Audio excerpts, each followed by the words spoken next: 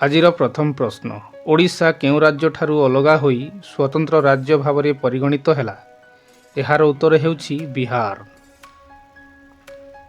ପରବର୍ତ୍ତୀ ପ୍ରଶ୍ନ, ଓଡ଼ିଶାର ପୁରାତନ ଐତିହାସିକ ନାମ କ'ଣ ଥିଲା? ଏହାର ଉତ୍ତର ହେଉଛି ଉଡ୍ର। ପରବର୍ତ୍ତୀ ପ୍ରଶ୍ନ, ଓଡ଼ିଶାର ସର୍ବମୋଟ କ୍ଷେତ୍ରଫଳ କେତେ?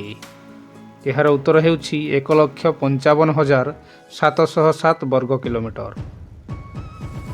ପରବର୍ତ୍ତୀ ପ୍ରଶ୍ନ, ଓଡ଼ିଶାର କ୍ଷେତ୍ରଫଳ ସମଗ୍ର ଭାରତବର୍ଷର ଭୂଭାଗର କେତେ ପ୍ରତିଶତ?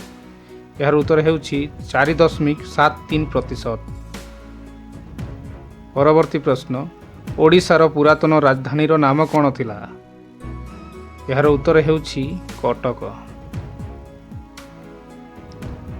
ପରବର୍ତ୍ତୀ ପ୍ରଶ୍ନ, ଓଡ଼ିଶା କେବେ ସ୍ୱତନ୍ତ୍ର ପ୍ରଦେଶର ମାନ୍ୟତା ପାଇଥିଲା? ଏହାର ଉତ୍ତର ହେଉଛି 1936 ମସିହା ଏପ୍ରିଲ 1 ତାରିଖ। ପରବର୍ତ୍ତୀ ପ୍ରଶ୍ନ, ଓଡ଼ିଶା ସ୍ୱତନ୍ତ୍ର ପ୍ରଦେଶ ହେବା ପରେ ପ୍ରଥମ ପ୍ରଧାନମନ୍ତ୍ରୀ କିଏ ଥିଲେ? ଏହାର ଉତ୍ତର ହେଉଛି କୃଷ୍ଣଚନ୍ଦ୍ର ଗଜପତି। କେତୋଟି ରାଜ୍ୟ ସହିତ ଓଡ଼ିଶାର ସୀମା ଲାଗି ରହିଛି?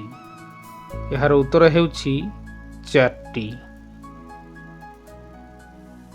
ପରବର୍ତ୍ତୀ ପ୍ରଶ୍ନ, ସ୍ୱାଧୀନତା ପୂର୍ବରୁ ଓଡ଼ିଶାର ପ୍ରଥମ ଗଭର୍ଣ୍ଣର କିଏ ଥିଲେ? ଏହାର ଉତ୍ତର ହେଉଛି ସାର୍ ଜନ୍ ଅଷ୍ଟିକ୍ ହବାକ୍।